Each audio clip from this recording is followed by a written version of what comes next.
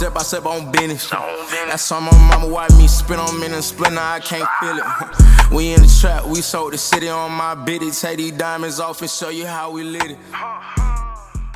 Welcome back to Before the Horn podcast. I'm your host, Khalil, as usual. With me today, I got your host, Daywan. Yes, sir. Yes, sir. Yes, sir. We got a big episode today. Today we missed Dennis. He got a couple things going on. He couldn't make it in time to be on the podcast. But we got a packed episode that we got to give to y'all. We got to recap NFL Week 4, everything that we've seen going on there. College football Week 5, and a couple big games there that we got to go talk about. Then we got to also give you top 10 centers. NBA season is a month away. Media Day was today, so we got a lot to talk about there. Then we also got to talk about the Boston Celtics trade for Jrue Holiday. That was a big one. So we got to touch on that. And then we got to finish it off with the Canelo and Charlo fight and give our takeaways from that fight. But without further ado, Day1, take it away. All right, ladies and gentlemen, episode 19, Ep.19. Let's get into it, man. We're going to kick off with NFL Week 4 as we are currently doing this podcast. Monday Night Football is currently airing on ESPN. Seattle Seahawks are at MetLife. They are facing the New York Football Giants. All right, so on Thursday Night Football, we all picked the Green Bay Packers to win this game. It was bad picks all around. We thought Jordan Love and the Packers were going to carry the momentum, but they obviously didn't as they lost to the Detroit Lions 34-20 at Lambeau. I mean, we like you said, we all picked the Packers to win, but the Lions came out early and just jumped on them, man. Didn't look back. They had an incredible rushing game. They rushed for over 200 yards as a team. I think that was the biggest difference as far as like Green Bay. They couldn't get their running game going at all. They only rushed for a total of 27 yards. So I think that's your biggest factor right there. Because when you look at the quarterback play, Jared Goff only threw for 210, a tutty and an interception. And on the other side, Jordan Love threw for 246, a tutty and 2 interceptions. I think this is the first time that we've seen Jordan Love actually make some big mistakes as well. He's been playing pretty solid football, not great, but not bad, but he hasn't been turning over the ball. And I think that was the biggest difference in the inability to stop the run game. Pretty much shifted the favor to the Lions. Once the Lions got out to the lead, they never looked back. Yeah, we all picked the Packers, so we thought Jordan Love was going to continue to carry this momentum. He just looked bad. He didn't look good at all. I mean, threw 2 interceptions, two to the same player at that. And then, I thought Aaron Jones and Christian Watson back was going to be big help. Obviously, like Khalil said, they only had 27 total yards rushing. And Aaron Jones had 18 yards. So the other 9 yards went to A.J. Dillon and Jordan Love combined. But Jordan Love did not have a good game. Romeo Doubs, he doing pretty good as the Packers receiving threat right now. He's number one receiving threat for Green Bay. But the other receivers, they have to step up. They got to help Jordan Love out. They got to get open, create separations. But on Detroit side, I mean, Jared Goff didn't have to do too much. We got David Montgomery run the ball 32 times for 120 yards and 3 touchdowns. Of course, again, we continue to rant about this for 4 weeks in a row. We need to give Jahmyr Gibbs more touches. But when David Montgomery carrying a workload, you don't really need to do that. But I mean, the thing is, and I told people this before, because like I had a coworker that I worked with. He drafted Jahmyr. He's like, yeah, bro, Jahmyr's gonna take over. He's gonna be the feature back. I was like, bro, that's not the offense that they ran. That's not the offense they ran when they had DeAndre Swift and Jamal Williams. That's just not they're running back by committee. I'm surprised that they leaned so heavily on David Montgomery. I thought it'd be more even, but I already knew like it wasn't going to be like the Jahmyr Gibbs show, anything like that. It was going to be 2 running back kind of thing. They run out with kind of like what the Saints used to do with Mike Ingram and Alvin Kamara. So, yeah, I'm not surprised there at all. I can agree. All right, moving to the next game. We had a morning game that aired in London. The international series kicked off as the Jacksonville Jaguars. They got back on their feet. They defeated the Atlanta Falcons 23-7. Yeah, honestly, Jacksonville should have ran away with this game. Honestly, it was another team that got up on them early, and pretty much did not look back. And the Falcons' offense just looked so dull. Part of it is Desmond Ridder threw 2 interceptions. That was bad. That wasn't good at all. Bijan back-to-back drives too. Yeah, Bijan had him a solid day though, rushing for 105, but they can't get it going in the passing game like with Drake London and Kyle Pitts. Like, I don't know what it is, like, because both of them are pretty good at what they do, especially catching the football. and it just seems like they can't get either one of them the ball at all. I think it has to come down to play calling and pretty much putting your quarterback in the best position to get the balls to the playmakers and let them make plays. That's what it comes down to at the end of the day. And that's what they're not doing. But this is a good win for Jacksonville to get, back in the win column after, they dropped 2 in a row. They've been struggling lately. So a game like this is what they needed, especially knowing that they got Buffalo coming up next week back in London. Good thing is they already in London, so they don't have to go nowhere. Buffalo still has to travel. Right over there. So that may be in their favor already, but this is a good win from Jacksonville just to get back in the win column and get the ball rolling again. Honestly, you hit the nail on the head. I 100% agree with what you said from the jump. Jacksonville should have ran away with this game. Atlanta did not play good at all. Desmond Ridder continues to turn the ball over. I mean, he plays efficient when he wants to, but he needs to play efficient more than he already is. Of course, they rely on Bijan. He had 105 yards rushing on the ground.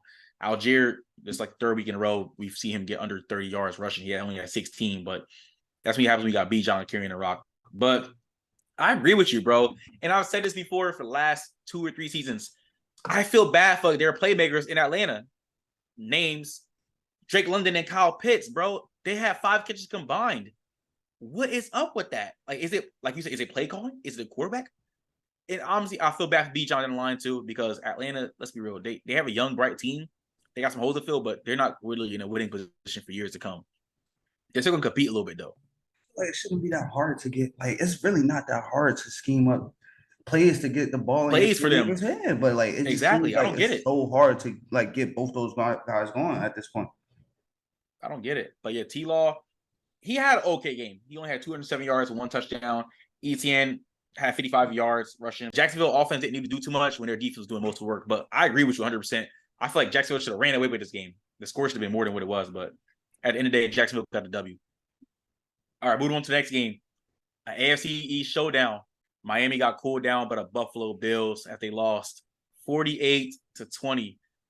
Stephon Diggs, he went sicko mode. Sicko mode. Honestly, like I said, I picked Buffalo to win, so I'm not surprised that Buffalo won. But I'm surprised in how they won, how much they dominated on the offensive side of the ball.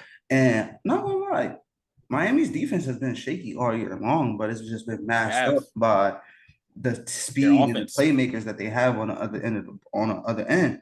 But they did a good job of taking away Tyreek Hill and Jalen Waddle and pretty much holding them to nothing. Tyreek Hill only had 58 yards.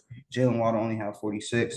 So when they couldn't really get the passing game going, that kind of minimized the offense, and they got pressure on Tua. That defense in Buffalo is legit.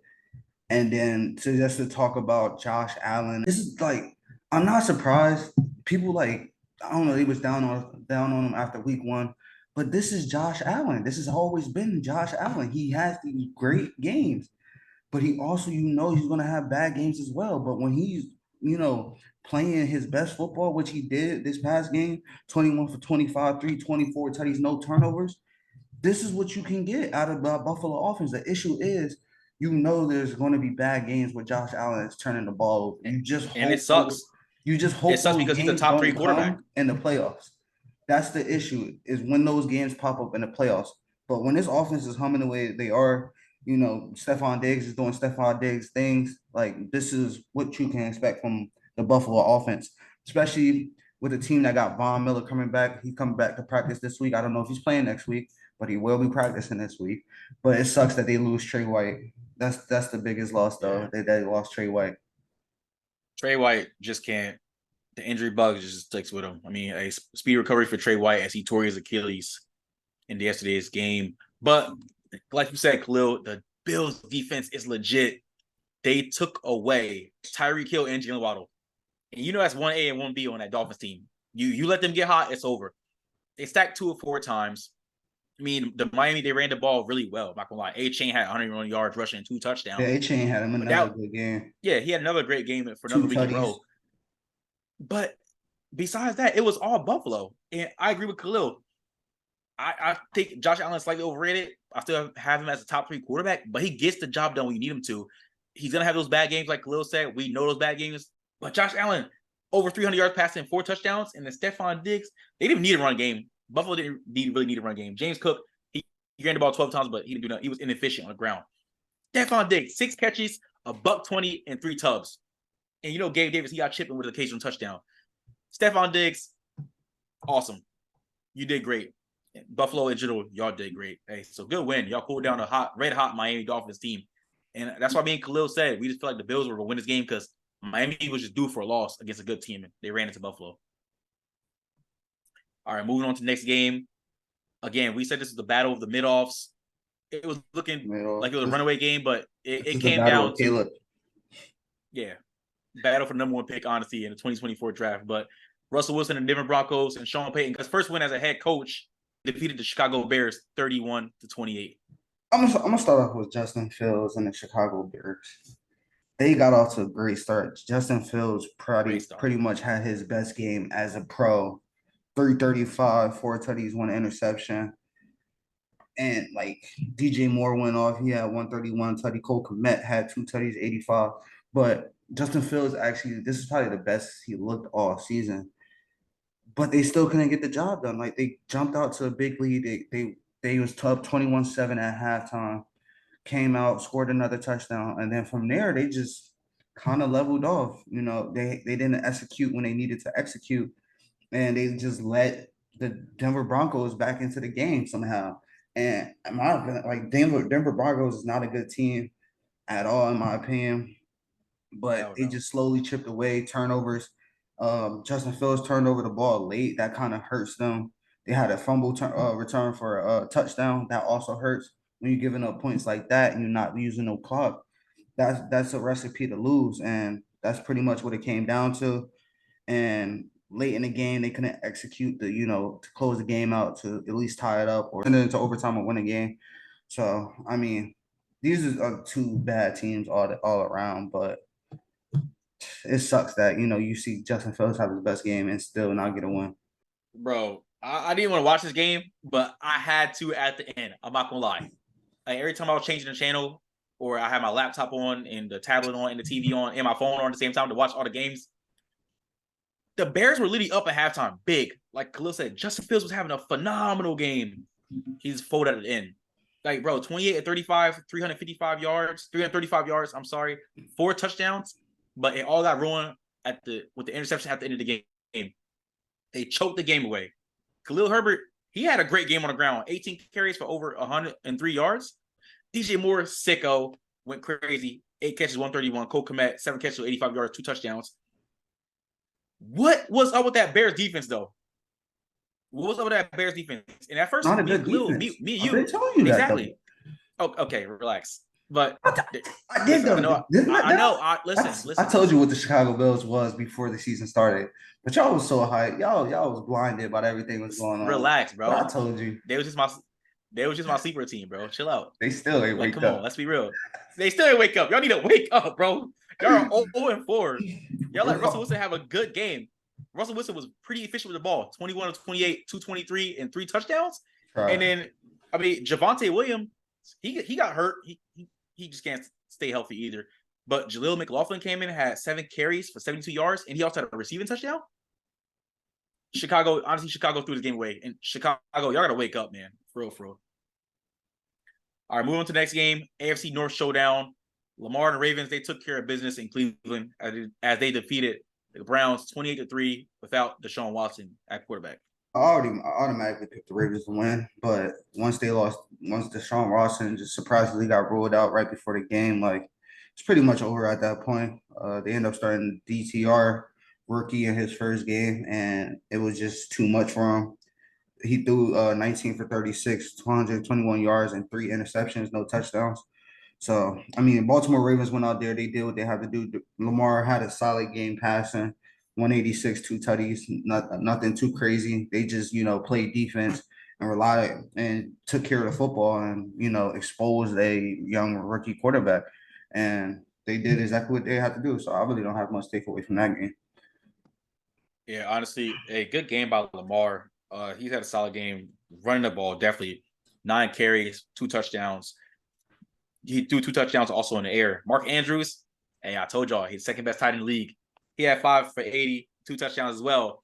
But honestly, there's nothing to take away from this game because the Browns receivers didn't help out Dorian Thompson-Robinson whatsoever. Jerome Ford, he didn't do nothing on the ground. Neither did Pierre Strong Jr. But they made Dorian Thompson-Robinson really look like a rookie out there.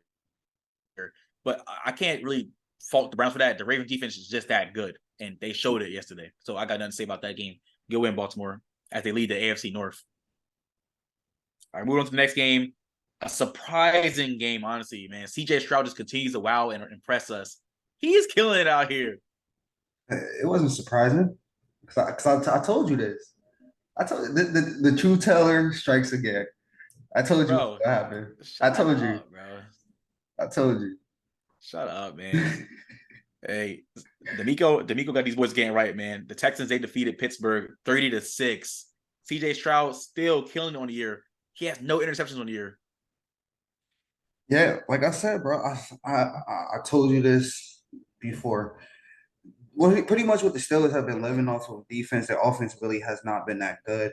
They've been relying on turnovers and, field position to win these games. But CJ Stroud has been playing amazing. He hasn't turned the ball over all year. He's starting off his rookie year the same way Cam Newton kind of started off his rookie year. And he's looking like the best quarterback out of this draft right now. And he is. You can't every argue time you that. look up, he made plays. He had 306 yards, 2 tutties. He only threw 16 for 30, so it's not like he's overly efficient or anything like that. He just strike big plays when it needs to be happen. Nico Collins went crazy in this game, 168, 2 tutties. They ran the ball pretty solid. Damian Pierce had 81 yards. Devin Singletary chipped in with another 25. But offensively, they just haven't been a good offense all year. And even the games they won, that's been strictly off of defense. It has not been off of offense. That offense has not really looked good. Kenny Pickett only threw for 114 yards. Yes, he did get hurt. But when he was in there, it's not like he was doing anything. And Mitch Trubisky coming in, he didn't do anything either. I cannot stand Trubisky. We stand him. We finally had a Najee Harris sighting a little bit, 14 carries for 71 yards. I haven't really seen him much this year, but it just wasn't a good performance all around. It's bad when your leading receiver is Najee Harris with 32 receiving yards. That just goes to show you how bad that offense was, But hats off to Texans. I did pick Texans to win this game, rightfully so, and they completely dominated this game and won by 24. Houston, we don't got a problem so far. This team is looking bright for the future. I'm really excited to see what CJ Stroud continues to do. D'Amico Ryan's got these boys getting right. I don't gotta say too much, bro. CJ Stroud has not turned the ball over yet this year. He's looking freaking phenomenal. Damian Pierce finally had a showing from him, 24 carries, 81 yards. They also ran a trick play and got a touchdown as well, throwing the ball with Devin Singletary. But like Khalil said, Nico Collins, 7 for 168 and 2 tubs. Dalton Schultz contributed in the tight end position. He was a great addition. I liked him coming over from Dallas. But they just stifled the Steelers team. And like Khalil said, the Steelers, they rely on turnovers and getting sacks and getting 3 and outs on the opposing offense. They couldn't get that with Houston. And Kenny Pickett, he's just in a sophomore slump. He doesn't look good at all. He doesn't look good. I'm not even going to rave about Najee Harris. Najee Harris hasn't been good since his rookie year. But Pittsburgh receivers, they got to step up more. I don't know if it was the receivers not stepping up or it was just Houston defense was just that good that day. But, hey, good win, Houston. Keep it up.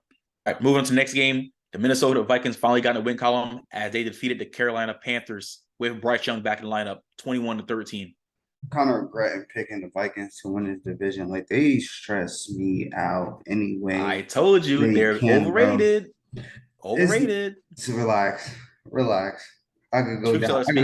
I could go down the list of your bad takes so far, but we ain't gonna do that right now. Let's talk about this game. I mean, Kirk Cousins finally had a Kirk Cousins-esque game. He's been playing pretty good all year, but this game he threw 12-19, 139 yards, 2 touchdowns, 2 interceptions, which is most times not going to get it done. But playing against this team, it was good enough to beat a bad Carolina team. Antonio Madison finally stepped up and showed up and had him a game that, I wouldn't say it showed why they should move off of Dalvin Cook, but it makes you feel better moving off Dalvin Cook. Alexander Madison can have a game like this, and Cam Akers, first game with the Vikings, chipped in with the 40 yards. But this game really came down to Carolina's just really not a good football team. Like their offense They're is not. not it. Like their other receivers are like they really do not have any good receivers. I don't like this is another team that people were trying to hype up during the preseason because of the acquisitions that they got and stuff like that. But when you look at the acquisitions that they got, they're all past their prime. They're not who they used to be. They're all older. There's no bona fide number one receiver on this team. There's no safety belt for Bryce Young to really throw to. There's no premier running back in a run game. Miles Sanders has been mid, all season. We could get into that Don't later. start. But Next. Go. Keep going. Keep going. Keep going. Keep going. Keep going. we I know could what get you're into gonna that say. later. I know exactly what you're finna say. Keep going. We could get into We ain't that got time. later. We ain't got time for your BS But today, bro. but Come on. it is what it is. But yeah, decent win for the Vikings, but Vikings need to tighten up for real. I agree with you so much more. With that being said, I told everybody, y'all can hear this. I said this multiple times. I've been saying it since last year. The Minnesota Vikings are an overrated football team. They're overrated. They're showing it this year. They should have lost this game against Carolina. If Carolina was a tad bit better, Minnesota lost the game. Minnesota, again, they can't get out their own way with the turnovers. Kirk Cousins just keep turning the ball over. Alexander Mattison, he had over 90 yards rushing. Hey, you know what Jett is going to do. He had 2 tubs on the day. Hawkinson had a quiet day. So did KJ Osborne. Jordan Addison had 0 catches, 0 yards. They got 5 sacks on Bryce Young, though. So it was really the Vikings defense, the reason why they won this game, forcing fumbles and everything. But like Khalil said about the Panthers, I don't know where to start. Honestly, there's nowhere to start. The run game, it sucks. The pass game, it's mid. I understand it's a rookie quarterback, but it's mid. Though he's getting cracked almost every play. Like he's fighting for his life behind that O-line. I don't blame him. If I was 5'9" or 5'10" and 180 pounds, whatever you want to mark Bryce Young guys, yeah, me and Bryce Young are the same height and same weight. I was about to say you're the same size as him. You're the same size. I'm 5'10" and 180. He's the same weight. But it's like, dude, this is supposed to be Adam Thiel's revenge game, and he couldn't even get going. I mean, he had 7 catches of 76 yards, but they couldn't find him and Terrence Marshall more. And I just don't get it. This is just a bad Carolina Panthers team. Frank Reich, he's on the hot seat yet again with his second team. Moving on to the next game. In overtime, Puka Nacua game-winning touchdown. Hey, if Dino wasn't here, Dino would be jumping up and down doing backflips because he's a Puka Nacua fan all of a sudden. The Los Angeles Rams, they pick up a win over the Indianapolis Colts with AR5 back in lineup at the helm for the Colts. This one, in my opinion, was another battle of the mids. These are 2 mid football teams. People be trying to hype up the Rams and all this other stuff. They're a mid football team. They almost threw this game away. They were up, 20? They were up 23-8 in the fourth quarter, and you let Anthony Richardson charge back for a comeback. He had a pretty decent game. He threw 11 for 25, 200 yards, 2 tutties, right around where he's at as a quarterback, as a passer at this point. But you get a big game from Zach Moss with 70 yards, and he adds on another 58 yards in the running game. And they pretty much almost let it come back to knock off the Rams. But Matt Stafford and Puka Nacua strikes again in overtime with a big play to, pretty much put the lights out on this one. But I don't think too highly of any of these, like either one of these teams. Y'all could think what y'all want about the Rams. They had a good week 1 win, but other than that, like even this one is like this not telling me like they're a playoff team or anything like that. They're still a mid team. I don't see them making the playoffs at all. Man, such a hater. I'm a hater because I tell the truth. I'm a hater. You're good, bro. I agree. I told y'all from week 1, you got to put a little bit of respect on McVay and these boys, just for coaching reasons. McVay always gonna have them ready to come out to play. Colts. I know these are 2 mid teams, but let's be real. And they almost threw the it Rams. away. They did. I'm about to address that. Matt Stafford, stop turning the ball over. Stop. You're about to lose games if you turn the ball over. The Rams are up 23-8, and they blew this lead. Thank goodness Puka Nacua and Kyron Williams are saving his Rams offense. Kyron Williams, 25 carries, 103 yards, 2 touchdowns. Puka game-winning touchdown, obviously, and making history through the first 4 games in the NFL as a receiver. 9 catches, 163 yards, 1 touchdown. But it's like, what? There's nothing more in the Rams offense. They're like kind of bland, but Stafford, you got to stop turning the ball over. This game you almost blew this game single-handedly. He had a solid game. He was pretty inefficient with the ball. 11 to 25, 200 yards and 2 touchdowns. But Running the ball, he was solid. He had a rushing touchdown. And Zach Moss had 70 yards on the ground. But again, we talked about this before.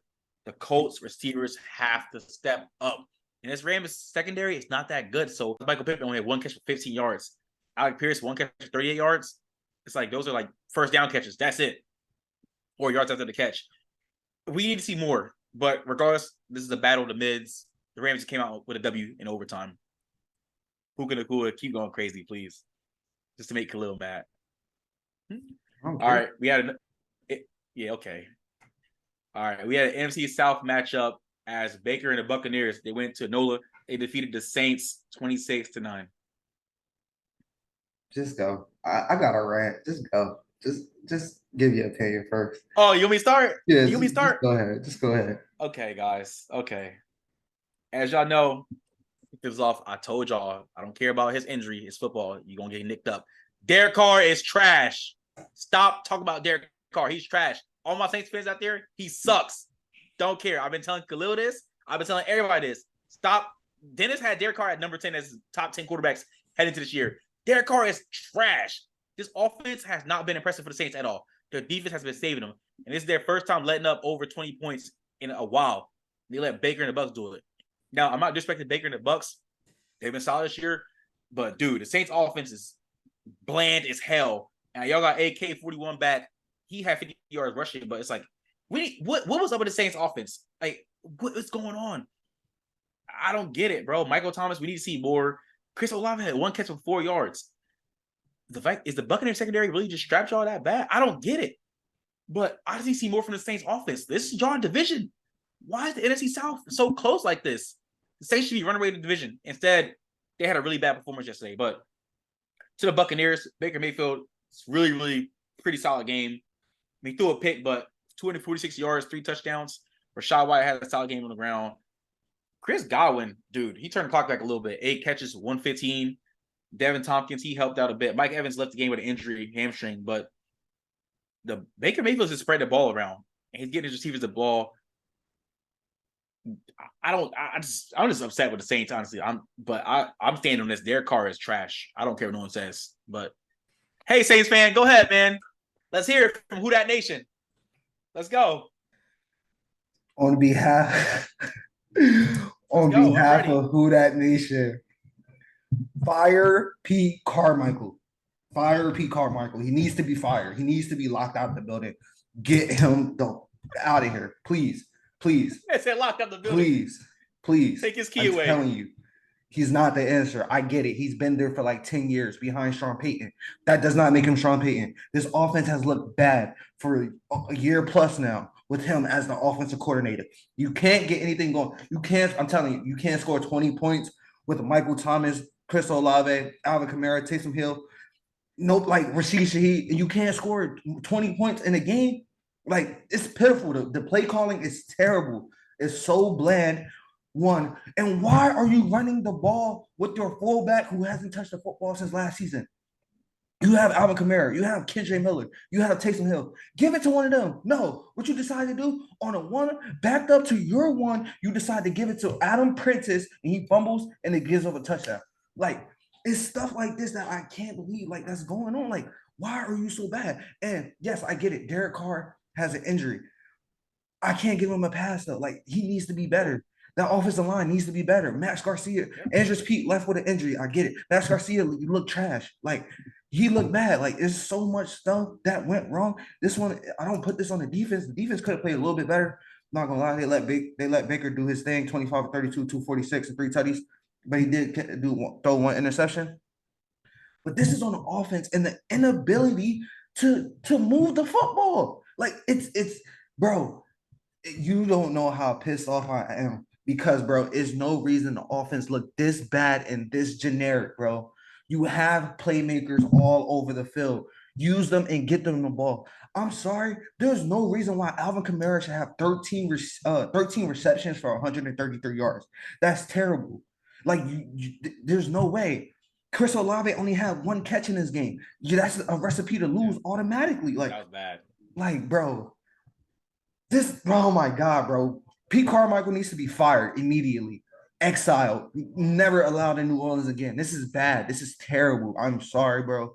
change need to happen, and change need to happen soon, or this is going to be another long season for us.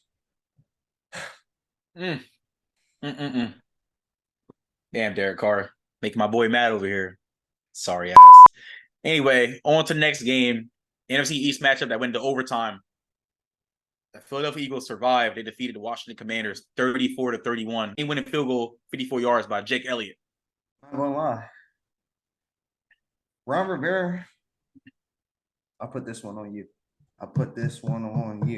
You I had agree. him. It's always Ron Rivera. It's always been Ron Rivera. Listen, Carolina, Washington, it's always been him. You had them right where you wanted them. You have Philly right where you wanted them. On the ropes. Jrue is 30-31 against a team that you know is better than you. Why don't you go for 2 and shut the lights out? This is not a game you go put into overtime and make your team have to score again, make your team play again.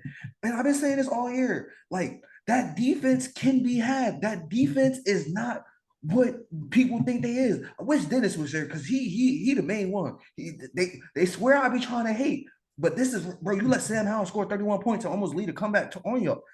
And like I said, this is the team where you gotta play to win, not to lose. Like, you have to go for the kill shot. You can't do that.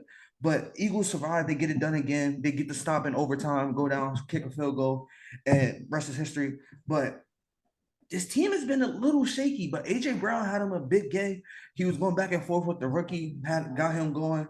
He was pretty much the difference maker on offense. They didn't run the ball as efficiently as they've been accustomed to doing. They still went over 100 yards, but it wasn't the same way they've been doing it. But Commanders, this one is on y'all because y'all had them right where you wanted them. You had them on the ropes. And when you got a team on the ropes that you know is better than you, when you got them on the ropes, you got to go for the kill shot. You don't let this game go into overtime. You need to end it early.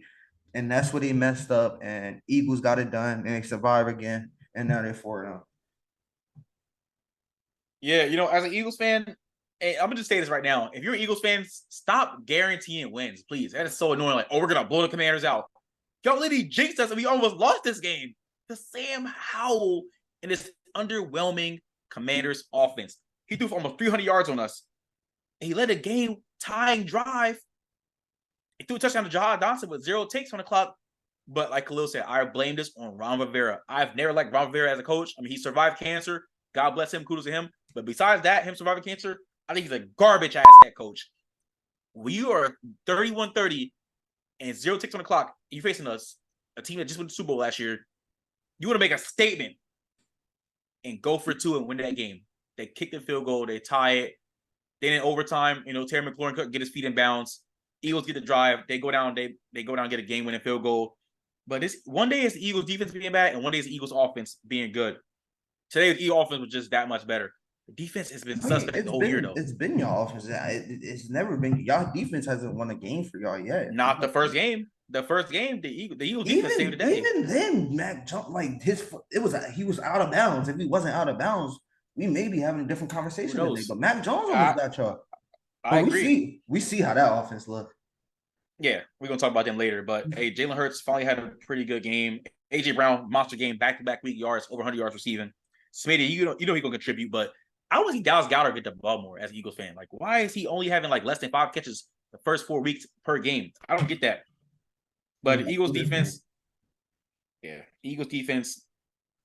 y'all be really shaky. I don't know what to say about y'all, but hey, y'all better thank Jake Elliott going 4 for 4 to kicking them field goals to win this game. Without them field goals, the Eagles lose this game 100%. On to the next game. Honestly, it's Khalil. I'm surprised me you didn't mention them last Tuesday when we talked about this team. We talked about who's the most concerning team. We should have mentioned this team. The Cincinnati Bengals, they fell to 1-3 as they lost to the Tennessee Titans 27-3. Oh no, we talked about them. We definitely did talk about them last week when we talked about. But when we talked about who's the most concerning team, yeah. No, we said the Chargers and we said the Vikings. Oh shit! I meant to mention them. I'm sorry that I didn't, but they need to sit Joe Burrow down. He's not doing y'all no favors at this point. Like, he's not. Y'all score, I think, 1 touchdown this whole season so far. Like, it's been bad for y'all. I Off think of so. Joe Burrow, 20 for 30, 165. And it just hasn't looked good. Jamar Chase, every time Jamar Chase, have a post-game interview, he's making headlines. But that's just due to the Yes. fact that, when you go out there and you look on the field, you see number 9, you expect, big play, and that's not happening. And I think it's what it is Zach Taylor coaching for his job or whatever it is he think he needs. But if y'all want to, be a good team for years to come, y'all need to sit him down because he's not healthy. He's not going to get healthy playing football, and y'all haven't been playing good football. Y'all let Ryan Tannehill throw for 240 and a tutty, and he did throw one interception, but we had a Derrick Henry sighting, a King Henry sighting. Those come every once in a few games. Derrick Henry goes crazy, 122 a tutty, and that 29-yard run was a monster run by him. But this is more on Cincinnati and the Bengals' lack of execution. And T. Higgins is having a bad season this year. He hasn't really been that Yes. good. But He needs to get the this ball might be one more of and them step up. years where you just have to, chalk it up as an L and regroup for next year, and put the dynasty in front of the season. Sometimes you got to worry about the bigger picture instead of what's right in front of you right now. But Cincinnati Bengals just look bad. I'm out on the Bengals. I never really was in on the Bengals. I had them going second in this division, but yeah, I don't even see that at this point. Yeah, I mean, if you watch our previous videos, me and Khalil did say the Ravens were going to win this division. But I agree with you 100%. Joe Burrow's not healthy. He doesn't look like Joe Burrow. It's not the Joe Cool, the Joe Saishi, the Joe Burr that we know. He looks bad. Only 165 yards passing, and your number one receiver. I mean, Jamar Chase had a solid game, 7 for 73, but your number 2 only put up 19 yards receiving on 2 catches, and your number 3 only had 4 catches for under 30 yards. And your number one, your RB1, he didn't even crack 70 yards rushing, which is not bad, but it's like your pass game's not working. I don't know. And the Bengals O-line it continues to be bad. The Bengals just can't execute. And I don't know if it's a coach. I think it's coaching. And Burrow also being hurt. But Jamar Chase, I'm not gonna lie, he low-key, his team chemistry, like low-key took a couple hits because his post-game interview with I'm always open. But he's frustrated, rightfully so, because his team's 1-3, and they're in a pretty bland division where they should be running away with this division in a way or compete with Baltimore. They look bad. They look bad. But on to the Titans. Hey, I told y'all, hey, Derrick Henry is still that guy. Some people think he overrated as he had a passing touchdown and a running touchdown. Hey, 22 carries for 122. See, Khalil's a hater, guys. I'm not I'll a tell you, he's hater. such a hater. How is Dude, Derrick Henry overrated? He's Stop nice. saying that. Listen, hear me out. Hear me out when I say this. He's nice, Gosh. good. He's a very solid running back. And when I say he's still a top 10 running back, he's borderline top 5. But when I say overrated, people used to call him the best back in the league. And that's what he wasn't. He's a very solid running back. He was. Oh my gosh, bro. No. Whatever, man. I'm gonna continue, bro. Y'all know how I feel about Ryan Tannehill. I think he's dog crap, but y'all let him take a dump on y'all, Cincinnati. Like, once you let Ryan Tannehill take a dump on your team, you cooked. But moving on to the next game, AFC West showdown, as Herbert and the Chargers, they get it done. Despite a scare from Aiden O'Connell, because Jimmy Garoppolo didn't play this game, they defeated the Las Vegas Raiders 24-17. Chargers kind of doing Chargers thing. Jumped out early, up 24-7 going into the half, and kind of let the Raiders get back in this game and make it a game. Yeah, I get it. You're playing Alex O'Connell, rookie. He had a pretty decent day, 24 for 39, 238. No touchdowns. He did have a turnover. Josh Jacobs hasn't really been as Josh Jacobs' last season. He had 58 rushing yards for a tutty, but he did chip in a lot in the passing game with 81 receiving yards.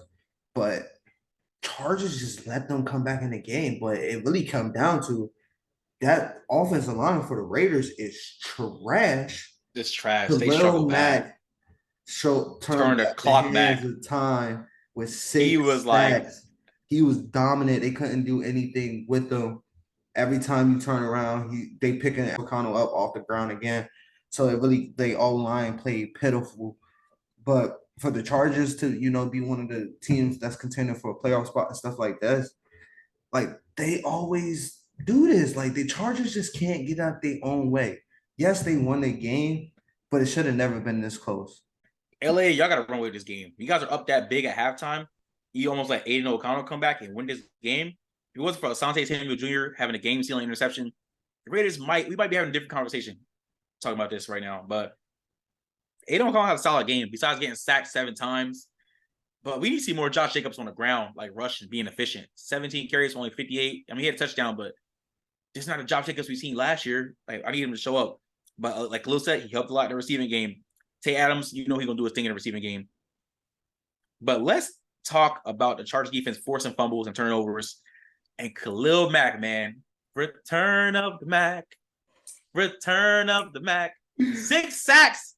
6 sacks. Well, we have not seen that Khalil Mack in a handful of years now. That was phenomenal to see. But the Chargers offense, Justin Herbert had 170 yards, under 170 yards throwing the ball and had a pick as well.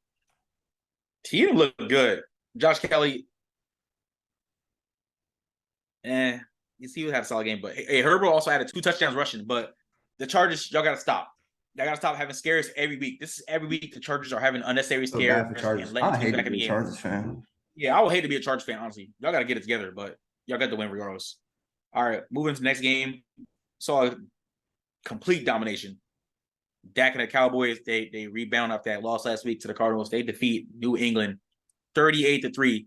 They handed Bill Belichick his worst career loss as a head coach. What you got to say now, Day One? I want to hear from you. This is another one. What you got to say now, Day One? I want to hear the narrative. Huh? What are you talking about? You want to hear from this is not the best defense in the NFL. No, We're about to talk about it. I just want to hear from you, man. I just want to hear your opinion. Okay, let me start. All right, I'll start this off. Let me start this off by saying Mac Jones. I told y'all about Mac Jones. Khalil likes to give Mac Jones credit. I said Mac Jones is buns. I don't think he's good. But we're not going to talk about the Patriots. They didn't do nothing the whole game. So, go to the side. We're going to talk about Dallas. This defense did look great. I'm not going to lie. Got to give Dallas credit. They looked great. Now, they only got 2 sacks, but they were getting pressure. They made Mac Jones throw 2 picks. He only had 150 yards throwing. Zeke and Ramondre Stevenson, they only had 46 yards collectively. Patriots receivers, they didn't really do too much. Hunter Henry was leading receiver, but I mean, Dak didn't even have to do too much. 261 in a touchdown. Tony Pollard at the helm had 47 yards rushing. You don't really need to do too much when your pass game is working with Jake Ferguson, Mike Gallup, Jalen Tolbert, and CeeDee Lamb. They did their thing. Dallas just looked really good on defense. They humbled the Patriots. They made Mac Jones look like he shouldn't be in the league in the starting lineup. And you saw Bailey Zappi come in, and I said this when we talked about before the season started. The Patriots have a controversy at quarterback. I feel like Bailey Zappi is going to take Mac Jones' starting job soon down the line. That's not a bad take. I'm being serious. We see, bro, stop. What's your can you sell your Mac Jones stock? Can you sell your Mac Jones stock, please? I don't have any stock in Mac Jones.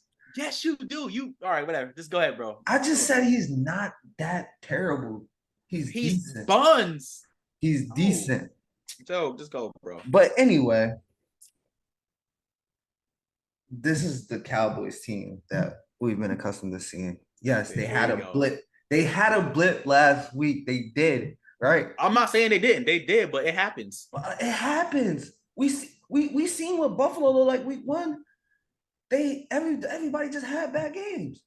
But I told you this defense is legit. They were down last week because they lost Trayvon Diggs. It hurt the morale of the team.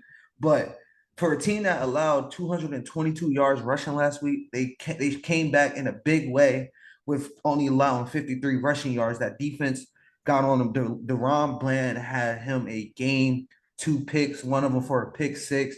They fumbled the ball twice late, and Van Der Esch had a touchdown. The offense still needs to work out a couple things because they're not converting in the red zone as much as they should have. But Dak had him a solid game, 261, 1 tutty. But like I was saying, bro, like this Cowboys team, this is the team I picked to want to go to the Super Bowl, right? This Cowboys. Please stop saying that. Please stop saying that, bro. You're hurting my head every time you say that. This is.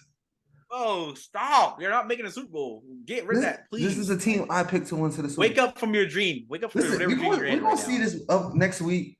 You know, they play the 49ers in prime time. That's gonna be the real test. We're gonna see where they stand. But The best defense in the league. if anything, in my opinion, they're the second best team in the NFC.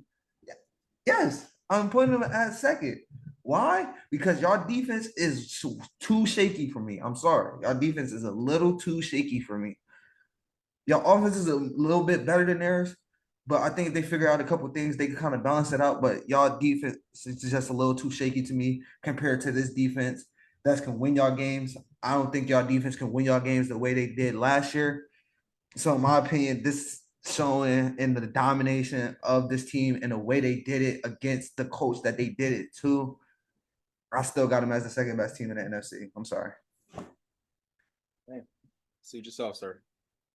All right, moving on to the next game. We had an NFC West showdown as San Fran defeated Arizona 35-16 with Christian McCaffrey's huge game, 4 touchdowns. I really don't have much to take away from this game besides, Christian McCaffrey is really freaking like that. 3 tutties, 106 yards. Had another touchdown in the passing game with 71 yards out there. Debo was hurt, so we didn't really see anything from Debo.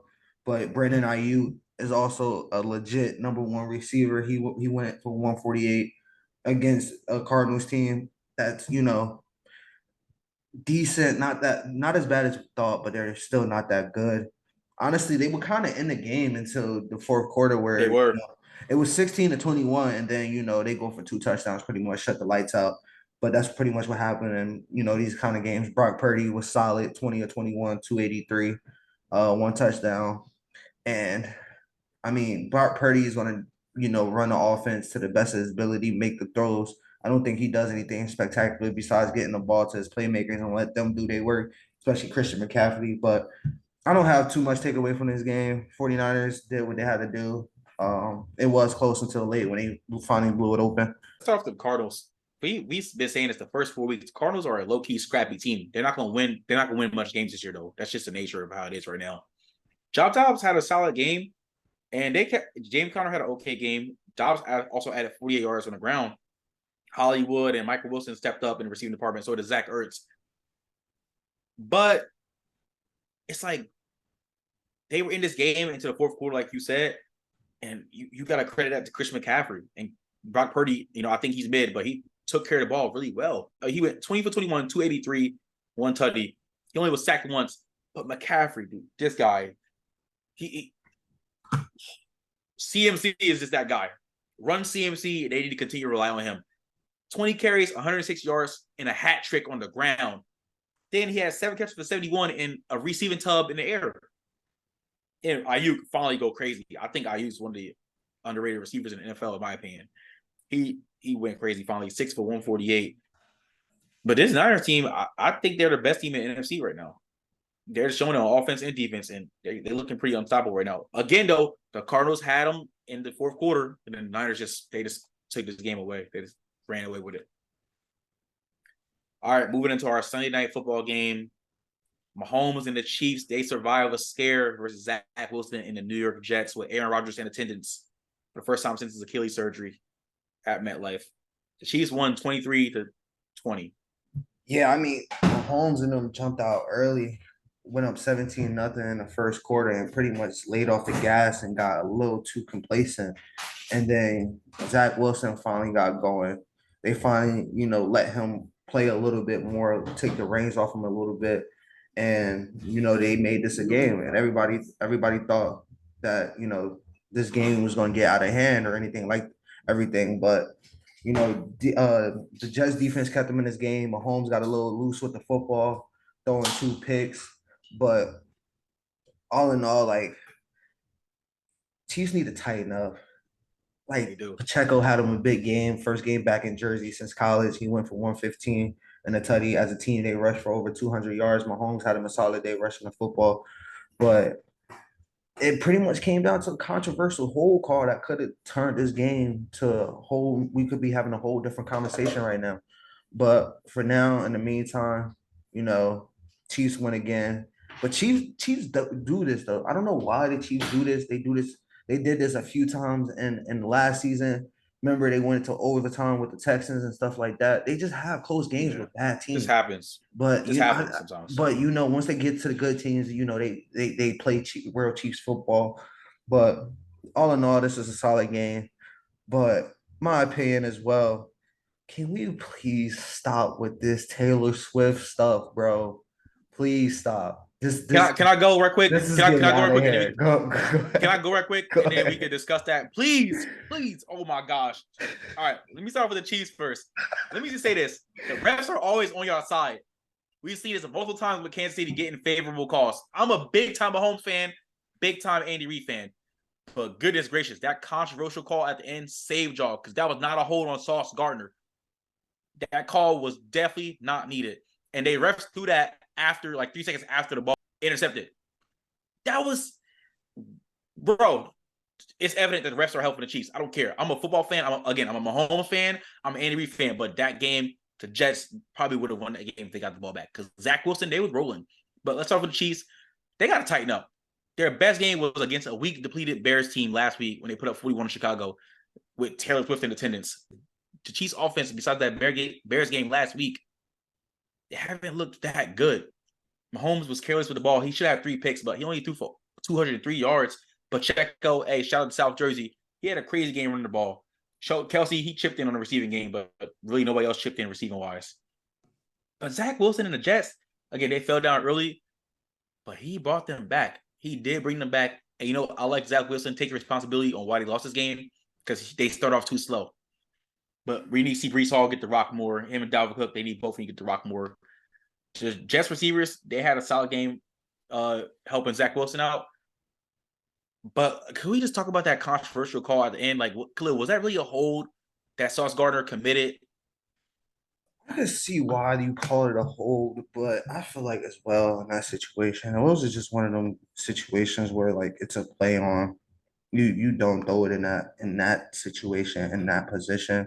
You let them play. You don't decide the game. And the flag came out a little late. It seemed like It did. after you notice it was an interception and stuff like that. That's when they threw the flag. They didn't throw it automatically.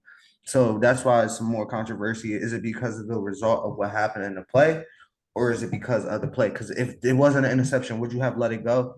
And if that's the case, you Exactly. don't throw the flag at all. Then you just don't throw the flag at all. That's a game changing flag that you threw that pretty much set up the game for Mahomes to put the game away. But that's my opinion on it. Honestly. Yeah, I agree. That was not a hold. And it kind of reminded me of the Super Bowl. That This was past a Super hold Bowl. at the Super Bowl. That was not a hold. But okay, whatever. I'm not gonna talk about the Super Bowl because Khalil's the Eagles. Peace money line. Bro, you lucky I can't curse on this camera right now. But could we just let's end this topic off with this? Let's end this NFL topic off like this. NFL, we get it. Taylor Swift is bringing you in hundreds of thousands, millions of dollars. But can you tell your admin, your social media admin, to stop flooding us with the Taylor Swift and the Swiftie stuff? Please stop. It's annoying. Cut it out. I'm tired of seeing Taylor Swift 9 times in 30 minutes on SNF on NBC, ESPN, SportsCenter, Everywhere, NFL, bro. Everywhere Like, on the Shade Room. The Shade Room said Taylor Swift is about her coins. Bro, she worth almost $500 million. She don't care about Travis Kelce money.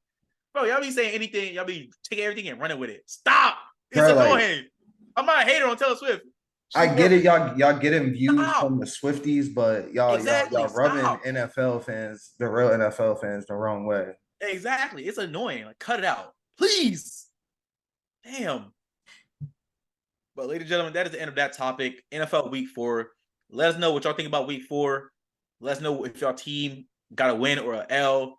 Let us know any concerns or any thoughts or opinions about that week in the NFL. We are a quarter of the way done with the season.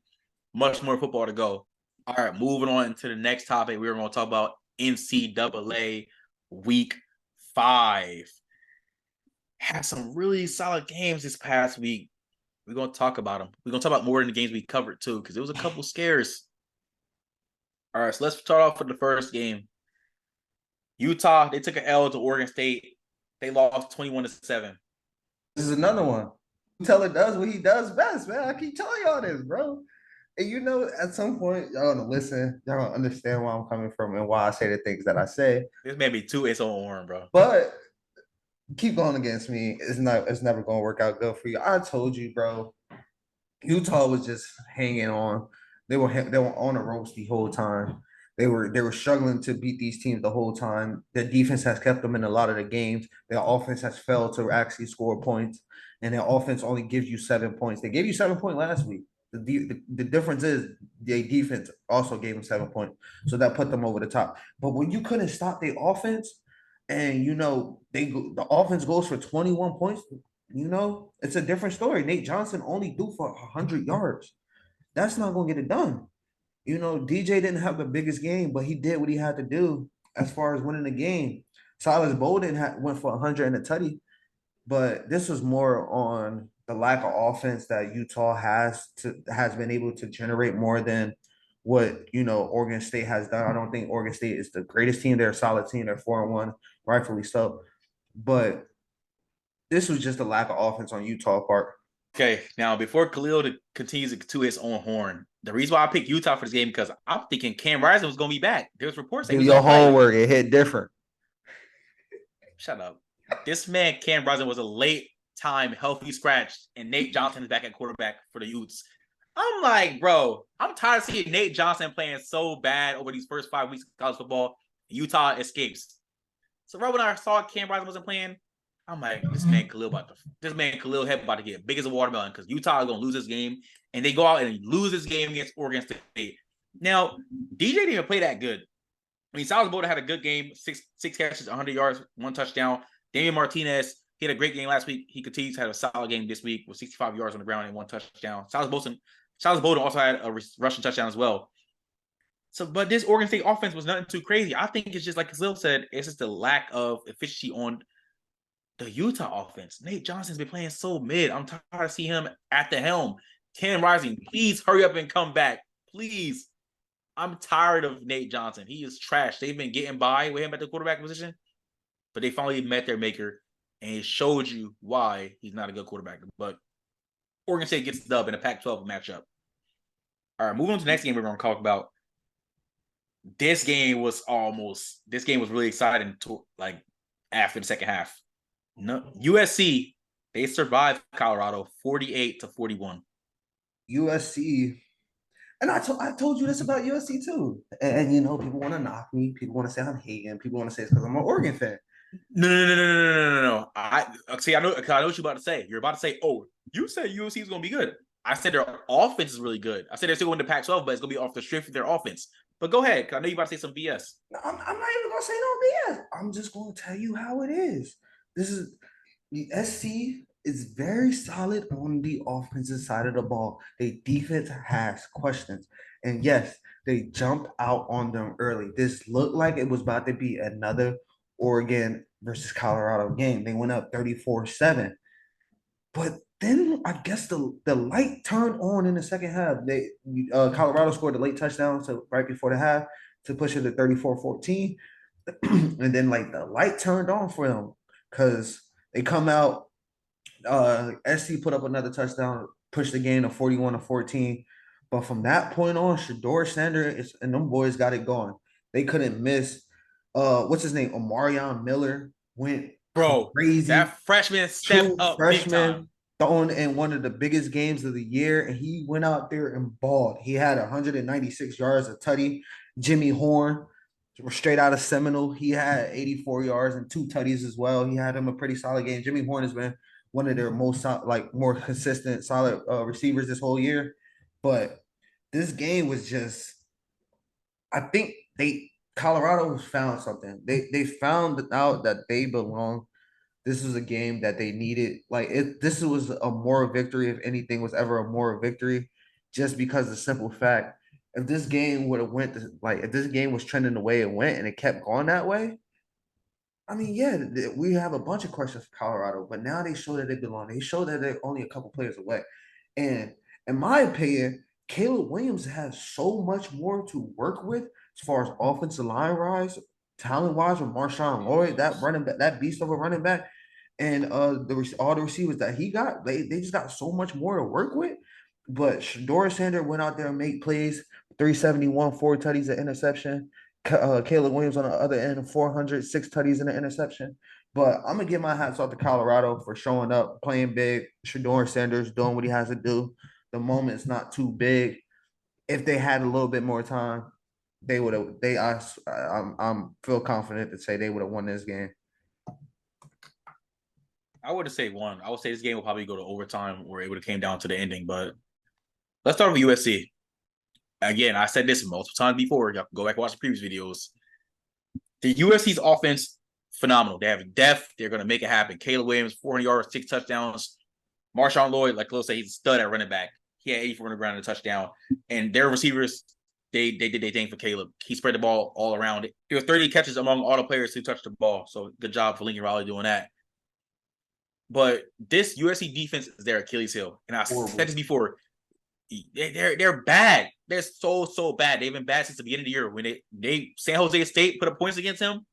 And then after that, we saw the points get increased for their opponents. It's like, dude, this defense is bad. Like Colorado single-handedly almost came back in this game. I'm not saying they would have won, they would have came back, but if Colorado had a chance, if they had better time management, they would have a chance to tie this game up. But like Khalil said, Shador Sanders showed the moment wasn't too big for him. 371, 4 touchdowns. He did have to turn the ball over, but they did good in the run game as well. Shador did good in the run game, so did Anthony Hankerson. Both of them had a tutty apiece. But Omarion Miller, that freshman, bro, hey, he going hey, ladies, y'all might want to holler at him on campus because that man put up some numbers, 7 for 196 and a touchdown. Jimmy Horn Jr. had 2 touchdowns and 84 yards. Michael Harrison, he's gonna do something every week. Colorado, they impressed me. I'm not gonna lie. Colorado definitely impressed me. Like we both just said, if Colorado had better time management, who knows how this game would have went. But hey, hats off to Colorado. I gotta tip my hat to them as well. All right, moving on to the next game we're gonna cover. Can we talk about number 22 ranked Florida? They took an L to Kentucky. Marshall, your team looks terrible. They got completely wiped out by Kentucky. Kentucky went out there, took care of business. My guy, my Jersey guy, Devin Leary. Leary. He didn't do anything. He only threw for 69 yards and a touchdown, but Ray Davis killed them. 280 yards on the ground with 3 tutties. Like, they couldn't stop the run. They couldn't do anything to stop the run. And this game got out of hand early, and they just never looked back. They never faltered. They never wavered. They kept their foot on their neck and ran away with this game. Yeah, Kentucky, honestly, the run game definitely was the reason why they got this W. Ray Davis, bro, almost 300 yards rushing and 3 touchdowns. Like Khalil said, this game got out of hand real early, and Florida just looked dismantled. They looked like they didn't want to be there on Kroger Field in Kentucky. But D. Leary, I mean, he didn't have that good of a game. But I mean, you don't have to do that much when Ray Davis is killing it on the ground. But Graham Mertz for Florida, I've been saying this, he trash. And, we didn't see too much from Trevor Etienne or Marshall Johnson. Ricky Pearsall, he had a touchdown, but we didn't see too much from the Florida receiving game either. But a lot of people had Kentucky favored this game, and I did as well. But Florida was ranked, Kentucky was unranked. That's the difference. But Kentucky got the win in this SEC matchup. Moving on to the next game we're gonna cover. Let's talk about Georgia. They survived a scare from Auburn. Georgia's been wavering all year. The only issue is Georgia hasn't played anybody all year. They played, I guess, legit SEC competition, and it comes down to the wire. It comes down to Brock Barrow is making a credible play and doing Brock Barrow things. Carson Beck hasn't really been all that. He's been okay. He threw for 313, 1 tutty, but he also had a turnover. But there's no way, this Auburn team should have even been in the game. Peyton Thorne didn't have him a good game. He threw for under 100 yards. But when you let a team go out there and rush for 219, I think that's one of the biggest difference. This Georgia team is not the same Georgia team. I see them losing a game or two. They play Kentucky this upcoming week. You still got Ole Miss on your schedule. You still got Tennessee on your schedule. And just the way they've been looking, like, it's not good. And I think it's a matter of time. They're another team that I think is just holding on. And coming down the line sooner or later. That L is coming, but they skate with this one. But y'all got to test this week with that Kentucky team. Yeah, honestly, with Peyton Thorne not having a good game at all, he had a good game running the ball, but not throwing the ball. But when you let up 219 total yards running the ball, this is like Calusa. This Georgia team is like not the same we've seen in the past, but I don't think Carson's Beck really that good at quarterback. I mean, I understand he's a young quarterback. He has a lot of D1 talent around him, a lot of 4 or 5-star athletes around him, so they're going to be good. But Dejon Edwards had a solid game running the ball. He had 2 touchdowns running. Brock Bowers, best tight end in the country, obviously. 8 catches, 157 a touchdown. But the fact that Georgia it really came down to Peyton Thorne throwing a game-sealing pick. Georgia, this game was looking really close. And who knows, like Khalil said, I think Georgia's just hanging on to that number 1 spot by like a thread. Because it's looking scary. We've seen a couple games of them the last 2 years, honestly, where they've been hanging on to certain wins. And it should have to come down to that. But regardless, Georgia survives and they move on. All right, moving on to the next game we're going to cover. Let's talk about number 24 ranked Kansas. They took an L to number 3 ranked Texas, 40-14. Texas did exactly what they had to do. Like I said before, I had them make the playoffs. And they just gave me reassurance. They went out there, they took care of business, a team that was missing a quarterback, and they took them out the game. They gave them no hope. They gave them no chance. And my guy, Quinn Ewers, doing what he do. This offense has been electric all year. Then Brooks has been going crazy. He ran for 218 and 2 tutties. You got Quinn Ewers throwing for 325 and a tutty. Like, this offense is electric. Adonai Mitchell went for 144. Xavier Worthy had him a pretty solid game. But they went out there and did exactly what they had to do. Dominate a team that's not on your level, especially if they don't have a starting quarterback. They went out there and took care of business how they should have. Yeah, Austin was rocking on Saturday. Again, Kansas, like Khalil said, Kansas was without Jalen Daniels, and Texas took full advantage of that. Honestly, it's nothing to really talk about with Kansas. I mean, Jason Bean couldn't really do nothing against this Texas team. They were just too much. Like, Quinn Ewers is playing phenomenal this year. He threw a pick, but he had 325 and a touchdown. He also added 2 on the ground. And then Jonathan Brooks, 21 carries, 218, 2 touchdowns as well on the ground. Dude, Texas is looking really good. I'm low-key regretting picking against them sometimes. I'm not going to lie. They're showing me, like, hey, dog, like, they're going to probably be in college football playoffs, like Khalil said. Those are just during back. The preseason. They're back. They really just might be back. I mean, it's week 5. We're going to week 6, and it's safe to say Texas is back, bro. But talk about the receivers, man. A.D. Mitchell, 10 for 141 a touchdown. Xavier Worthy, he doing his thing, 90 yards receiving. Texas is a team that y'all might want to watch out for come playoff time if they're in that spot still. All right, moving on to the next game. SEC matchup. LSU took an L to Ole Miss, 55-49. And Drew, hold on, I'm gonna just say this before you put your hands down. Put your hands down. I'm not gonna lie. Stop. Don't start with that truth teller stuff. Ole Miss. I picked y'all to win last week. Y'all lose to Alabama. I picked against y'all for this game. Y'all beat LSU. I'm like, I can't win with Ole Miss. I can't win with y'all, but go ahead, truth teller. I'll give you this one. I'll give you this one, bro. He strikes again. He strikes again. I'll give you this one, bro. You gotta start listening to me, man. That's your problem. You don't like to listen. You like to be defiant. You like to go against me because you think just be talking. You think I don't know what you think it is, but I try to tell you. I try to lead you in the right direction.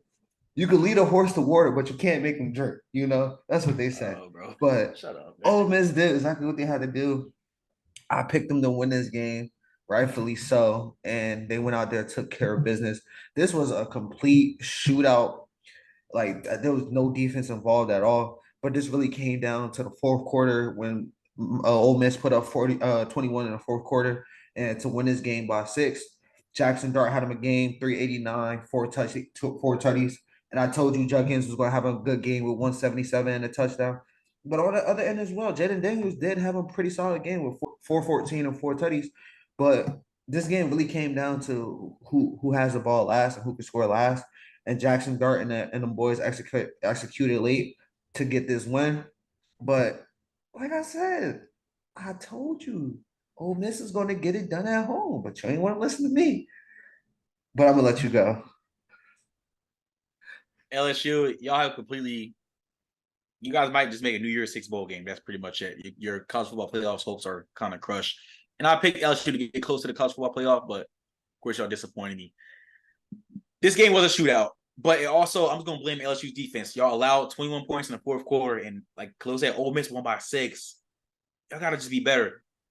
But good bounce back game for Jackson Dart and Ole Miss. He had 389, 4 touchdowns, no turnovers. Quinshawn Judkins killed it on the ground. He had 32 carries as well. Trey Harris and Jordan Watkins receiving wise, and Dayton Wade.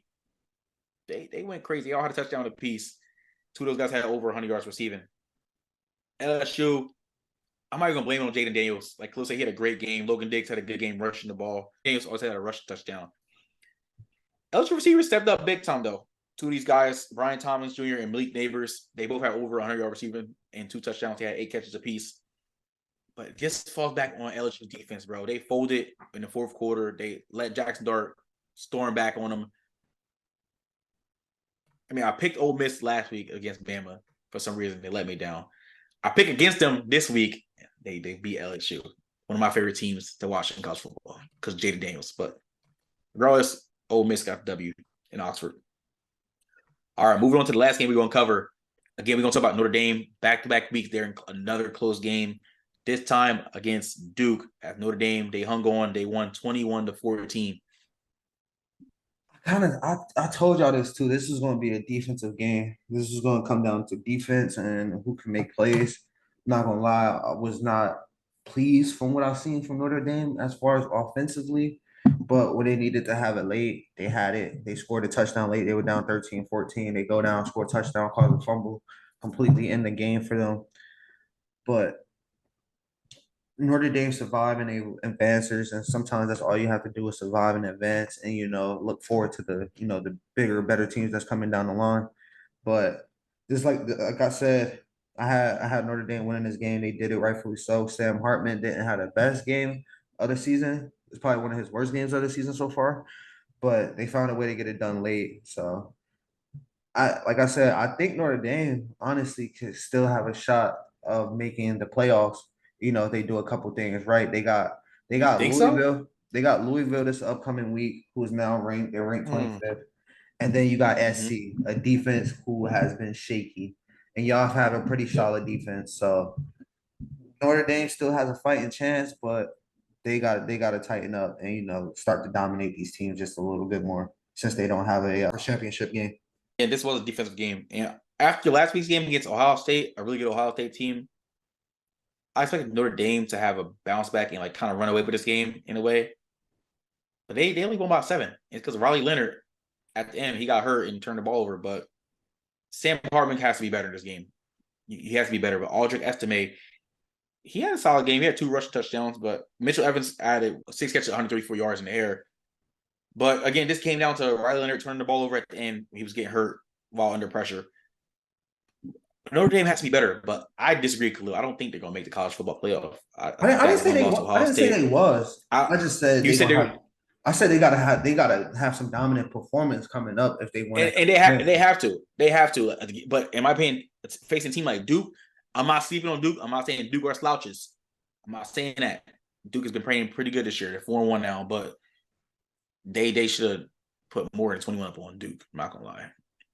But at the end of the day, Marcus Freeman and Notre Dame, Sam Hartman, they get the W. But ladies and gentlemen, that is the end of college football week 5. Let us know in the comment section what y'all think about college football week 5, y'all opinions. Let us know any upsets, any wins that your team got. Just let us know your overall opinion on week 5. We love interacting and hearing with you guys.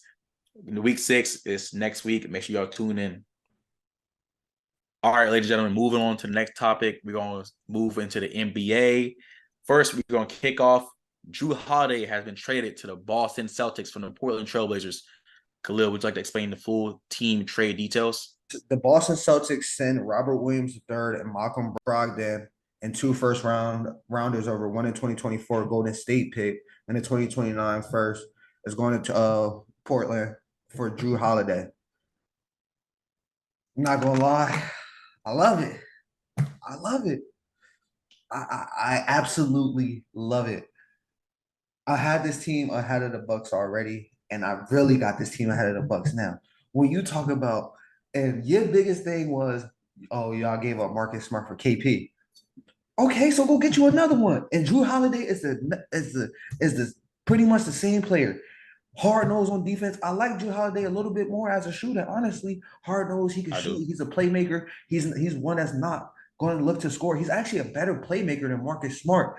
So he's going to do a better job of getting the Jason Tatum and Jaylen Brown in position to score the basketball to where they don't have to be, they don't have to dribble. They don't have to create for themselves. Now you have a player that creates for yourself with Jaylen Brown and Jason Tatum. You still have a Kristaps Porzingis that I think is going to average about 18 points this year, maybe a little bit less now that you have another scorer in Jrue Holiday.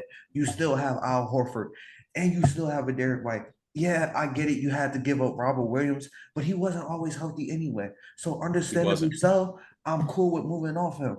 Malcolm Brogdon, solid player. Like him, but don't love him. Another player I could move off of for a guy like this. This is a guy who has won a championship, knows what it takes to win a championship, and is going to be very, very impactful on his Boston Celtics team.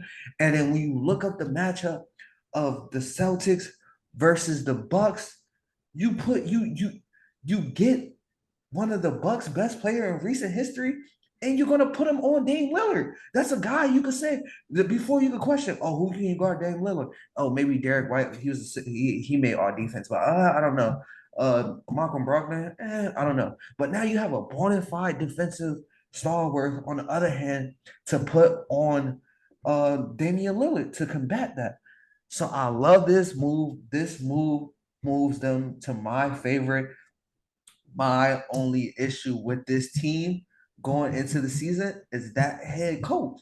That's my only. I wish Ime Udoka was still the head Joe coach. Mazzulla. When they had Ime Udoka as that head coach and they preached defense, this team was just a lot better. Mazzulla doesn't preach defense as much, and you could kind of see the difference. But I love the move. The Celtics, I love it. Good job on this trade. I'm not gonna lie. A lot of people were blowing my phone up Sunday morning when this trade occurred. I was taking a shower. And I get out the shower, and I'm getting FaceTime calls, text messages, DMs like, "Yo, bro, y'all got Jrue Holiday." I'm like, "We got what? What did we give up?" At first, I didn't like what we gave up because I like Robert Williams. He was young, but like Khalil said, he couldn't stay healthy. Malcolm Brogdon was the reigning sixth man of the year this past year. So I'm like, for a 32-year-old, but then I thought about it more, and just like Khalil said, bro, Jrue Holiday is a better version of Marcus Smart, and I love Marcus Smart. I know I love Marcus Smart. I don't like when he shoots the ball. I get scared when he shoots the ball. I love Marcus Smart for his defense, but he's gotten better every year he's played shooting the ball. But when you think about it, Boston got a better version of Marcus Smart. Like Khalil said, he's a better playmaker, he's a better shooter, and he still has that same defense. He has the same leadership quality traits. So it's like I'm happy with what the Celtics did. They acquired a 32-year-old guard who can play defense. He can shut down your first or second scorer option. And I like what Boston did as a Celtics fan. I'm excited. All right, so for my NBA Finals odds, I still got Denver at number 1. A couple of days ago, we did a podcast for Friday. I said that Bucks were my number 2 right now. But I think I might have to move Boston up to that number 2 spot for my NBA Finals odds. I'm hoping to see a Nuggets and Celtics Finals, but obviously, who knows what's going to happen this season due to injuries and insignificant events. Who knows? We can't see the future, but I'm not saying this because I'm a Celtics fan, but I feel like the Celtics are going to go back to the finals. The only thing that Boston is lacking right now is a bench. In a way, they're lacking the bench, but Kofi, we'll see what they can do. But hey, Jrue Holiday to Boston, I love it. Yeah, man, I love it too. I already had them as my second favorite team going into, the season. Still have them as that second best team. I'm just not going to move them past the Nuggets just because they won the title last year. But I really like this team going into the season for sure. All right, ladies and gentlemen, that is the end of that topic. Let us know in the comment section what y'all think about the Jrue Holiday trade to the Boston Celtics. Let us know how the Boston Celtics are going to be this year. What do you think about them? Let us know what you think about the overall trade details. Let us know if you think Boston gave up too much or if they gave up just the right amount for Jrue Holiday. All right, sticking to the NBA, we are now going to give our top 10 centers heading into the 2023 season. Again, we're going to go from 10 to 1 for this position ranking per normal. and I'm gonna kick this one off. You know me. Now, last episode, I thought Domantas Sabonis was a center, so just for that, I'm gonna leave him out of these rankings. I would have put him in these rankings, but he's a power forward after doing further research. I apologize about that. All right, ladies and gentlemen, coming in at number 10, I got Brook Lopez, the Milwaukee Bucks. Now, Brook Lopez adds a spark to this team. He's been adding a spark to them for a couple years now. They were a championship team a couple years ago. We know about that. Lopez has been really good shooting the three at the age of 35. I mean, last year he averaged almost 16, over 6 rebounds, 2.5 blocks per game, but he shot 53% from the field. Brook Lopez, he has not slowed down. Milwaukee re-signed him to a 2-year, $48 million contract. And, he's going to keep producing for them. So, I mean, he's rightfully ranked at his age and how he's producing in the NBA right now. At number 9, I got Nick Claxton. Now, Nick Claxton, he's bringing a lot to this Brooklyn team. He led the league last year in field goal percentage at 70% from the field, but he also was really good with shot blocks. He averaged 2.5 shot blocks a game. I mean, he averaged over 9 rebounds a game. Dude, he, on defense, I feel like he can compete with a lot of big men defensively. He can take out some of y'all best big men in this league and make them have an off night. He's one of the few bright young spots for that Brooklyn Nets team, besides Michael Bridges and some other players. But Nick Claxton is definitely coming to his own. So I got him ranked at number 9, respectfully. At number 8, I got Jarrett Allen, Cleveland Cavaliers. Now, Jarrett Allen, he can average a double-double every time he touches the floor. He's a good rebounder and he's a good finisher. He hit 64% from the field last year. He should be averaging more blocks than he's averaging right now. As tall and lanky as he is and somewhat athletic, he should be doing better. I mean, he's really good with the pick and roll, but he needs to improve his finishing when it comes to shot creating and tough shots, because that gets him in trouble. He's on a couple highlight reels of him getting dunked on, but he still is a good defender, though. Don't let that take away from you. But he adds to that Cleveland front court that is really good on the defensive side of the ball. So I got him coming in at number 8. Number 7, I got DeAndre Ayton, Portland Trailblazers. Now, DeAndre, previously, he was in Phoenix. He just went to Portland a couple of days ago.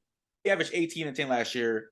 But DeAndre Ayton is one of those guys. He has all-star potential, but he has yet to get there. And it's like, when are we going to get to that point of seeing DeAndre Ayton at an all-star level? Injuries, inconsistencies have kept him out of that conversation. But still, regardless, though, he's a pretty good defender. He should honestly improve his numbers with this Blazers team next year. With Nurkic out of the picture, and now he's a starting center. But this man was a former number 1 overall pick coming out of Arizona years ago, and he hasn't showed why he's a true number 1. He's been too inconsistent. But what he has been producing and what he has added to the Suns team, getting him to the NBA Finals a couple years ago, but not finishing, partly because of him. He didn't do too much in that final series. He hasn't done too much in the playoffs the last couple of years. He comes in at number 7. He could be better, though. At number 6, I got Rudy Gobert, Minnesota Timberwolves. Rudy Gobert, last year, first year of Minnesota, he had an up and down year. He averaged double-double. He shot 64% from the floor, but he made a negative impact for this Wolves team. We talked about this in the previous episode with the power forwards with him and Cat. They don't mesh well together. A lot of people not a big fan of Rudy Gobert. Y'all got to acknowledge, though, he's a pretty good defender. But it's just his PER when he's on the floor, with him and Cat on the floor together, they just don't mesh well together. But he is ranked this high because he is a great defensive player. Let's be real. He makes defensive highlights. He makes plays. He's a pretty good shot blocker. He's a good rebounder. So and he's efficient when he does that. But it's only when him and Cat are on the court together. So like I said, like we said in the previous episode, one of them got to go. And I think it's going to be Cat going to get out the door soon before Rudy. But I got Rudy Gobert coming in at number 6. At number 5, I got Nikola Vucevic, Chicago Bulls. Now, this Bulls team, Zach LaVine, DeMar DeRozan, this team's going to run through those 2 guys as their star players. Vucevic, he's averaging 17 points, 11 rebounds, 3 assists, under 1 block per game, 52% from the field. But ever since he joined the Chicago Bulls, coming in from Orlando, he hasn't really made too much of an impact for this team. I mean, he puts up his numbers, they're border all-star numbers, but it's like this team isn't really efficient with him in the lineup. He brings the team a negative impact. I'm not saying in the locker room, just on the court. They just don't mesh well with Vucevic on the court. But due to his numbers and what he does, we're going to have to see how Billy Donovan utilizes Vucevic in his Bulls lineup next year. But regardless, he's still a pretty solid player. He just doesn't mesh well with that offense. But for that reason, I got him at number 5. Coming in at number 4, I got Miles Turner, Indiana Pacers. Miles Turner, this is probably the best season he's had. He ranked 5th in blocks, which every year, the last couple of years, he's been leading in blocks and in defense. The Pacers extended his contract for 2 years for $58 million. He's a top 5 defender in this league. I just want to see more of him on the offense side of the ball. He averaged 18 and 7 last year. I'm not gonna lie, but it just can't be him and Tyrese Halliburton. We need more from Miles Turner, but defensively, especially with shot blocking and rebounds, Miles Turner, I mean, he's pretty good. I think he's top 5 worthy. That's why I got him ranked at number 4. At number 3, I got Bam Adebayo. Bam. This is a guy who made the All-Star game. Now, when you think about Bam, you know, he's not the center that we're going to shoot threes. He has a pretty solid mid-range, but he can finish at the rim. And, you know, he developed a mid-range shot, and I feel like he's an underrated playmaker. He needs to improve on his finishing, though. But his defense, it's up there. And, you know, that's all Eric Spoelstra raves about. He loves defensive players, especially his big men. You know, Adebayo, he saved some plays. He made some plays to get Miami to the points where they've made the last couple of years, whether it was the Eastern Conference Finals or the NBA Finals. But Bam is a reason why this Miami team is always an underrated team every year. It's because their defense. And it starts mainly with him and Jimmy Butler. Bam, I mean, he averaged 29 last year. Had a couple assists. He averaged a couple steals as well. But, again, Bam Adebayo, he needs to be a better finisher. And hopefully he can develop a three-point shot. But all in all, his defense is the reason why I got him ranked so high. But he's a pretty good playmaker. At number 2, I got the reigning MVP from last year, Joel Embiid. Yes, I got him at number 2. Now, last year, Embiid averaged 33, 10, 4 assists, almost 2 blocks per game. He shot almost 55% in 66 games. We know Embiid can't stay healthy. Embiid was your MVP last year because the way he ended the season on the stretch. But I just don't think he's the best center in the NBA right now. He's not the best center. He's phenomenal. He does a lot for Philly. He needs to stay more healthy. But Philly needs to build more around him. He needs to be a better leader as well. He's a really good shooter. He can shoot from the 3. He can shoot from mid-range. He has good post game. He's really good on defense. But I just can't see him being better than number 1, obviously. And that's Nikola Jokic, your finals MVP from last year. Jokic, I think you can argue he's the best player in the NBA. Last year, I mean, he averaged 24, 11 rebounds, almost 10 assists, over 1 steal per game, and he shot 63% from the field. Those are great numbers for a big man. Like, Jokic can literally do it all. He's so versatile playing basketball. I think you can argue he's probably one of the best players in the world. Some people say he is the best. You can argue he's one of the best, but he's a really good passer. He averaged over 30 in the postseason, 13 rebounds and 9 assists. Then this all just in the postseason. Like, he put the Nuggets on his back. Him and Jamal Murray, they did really good. You know, I feel like he's one of the best players in the world. That's debatable, like I just said, but Jokic can really do it all. There's nothing he can't do. And he just wows you when he's on the court. And you look at him, he's like, oh man, like, this guy, I can run him up and down the court and he'll get tired. But when he's like gasping and breathing and he had the free throw line or he's waiting for the next play to happen, he looks tired, but he's just getting started. He's gonna keep going, but this Serbian big man, he's gonna continue to be a dominance for the Denver Nuggets. And yeah, I got him at number 1. I think he's the best big man in the league. Arguably a top 3 player in this league right now. It's not bad. It's a pretty solid list. I like it. No, that's a surprise. Usually you talk about my list. I usually like your list. They're not bad. You know, it just be a couple of days that, Yeah, I'm not push his mind last to be week. number 1 first. Not, but, yeah, your list is decent. I like it. All right. Let me get y'all the best top 10 list right here. I got you. Here we Got go, you. bro. At number 10, I got Brook Lopez as well. He's been solid. He's got a little older compared to what he used to be, as the offensive force he was back in it when he played for the Nets in New Jersey and Brooklyn. He's not that no more, but what he lost on the offensive side of the basketball, he gained on the defensive side of the basketball. He arguably could have been defensive player of the year last year. Ended up going to Triple J, but he had a good case for it. I think he's been a solid big man. He's aged well. He, like you just mentioned, he got another contract extension. He's going to be a valuable piece to that Bucks team who's trying to go win a championship. At number 9, I got Nicky Claxton as well. Another solid player. He's a guy that's been getting better every single year. He's been in the NBA. He's already been very good on the defensive side of the basketball, blocking shots, causing havoc. He's putting on more weight, so that's going to help him bang with the bigger guys. Because his issue was earlier in his career, he was just so skinny. He can jump. He's very athletic. He was just so skinny. He needs to work on, expanding his range, especially from the free throw line. His free throws are atrocious, but around the basket, he's very good. He's a very good young player for this young Brooklyn Nets team.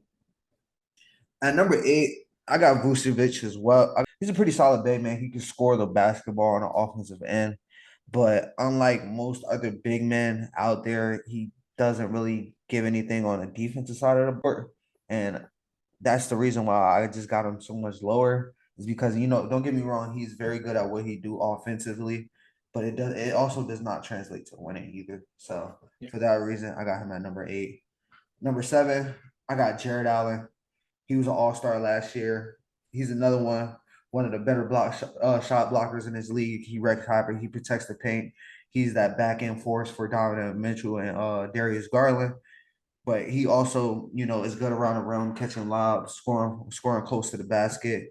He's a really, really good, solid young piece for this Cleveland team who's trying to make a run with Donovan Mitchell at the helm. But I got him at number 7. At number 6, I got Kristaps Porzingis. I think he's solid. He's going to be very good for this Boston Celtics team. His only knock is he has to stay healthy. But when he's healthy and he's good, he can average north of 20 points. He's 7'3". He can shoot from any spot on the floor. His range is crazy for a guy that's 7'3". They called him the unicorn for a reason.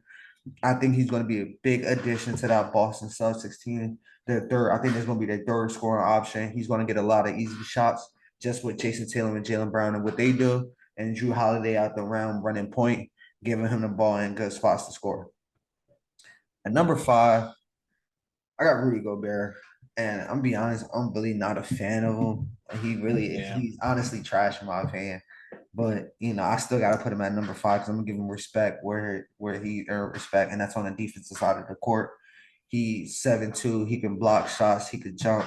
Offensively, he really cannot do nothing. He gives you nothing on the offensive side of the ball, but on the defensive side of the ball, he's the best paint protector in the league, in my opinion. But he just has to stay out of foul trouble. At number 4, I got DeAndre Ayton. I think this move to Portland is going to be good for him, and I think it's going to be what he needs at this point in his career. He's very good. The issue with DeAndre Ayton is not his skill or anything he does on a basketball court. It's the volume that he gives it to you, and sometimes he just no shows. He gets bullied and outplayed by solid big man. Jokic just pushes him around. He gets pushed around by bigger, inferior guys. But the talent is there. The skill is there. He can score the basketball from the mid-range end. He's not really a big three-point shooter, but from mid-range end, he's one of the best at what he do. I think this move to Portland is going to be good. He get around some young talent, and I think they'll be pretty solid this year. I don't think they'll be playing for anything, but he's going to be one of the good players on that Portland team. At number 3, I got Bam Adebayo as well. He's pretty solid big man. Sucks that his issue is he's only 6'9". As a big, he's another one that can score mid-range and he's very good. He's the second best player on a team that just made it to the finals.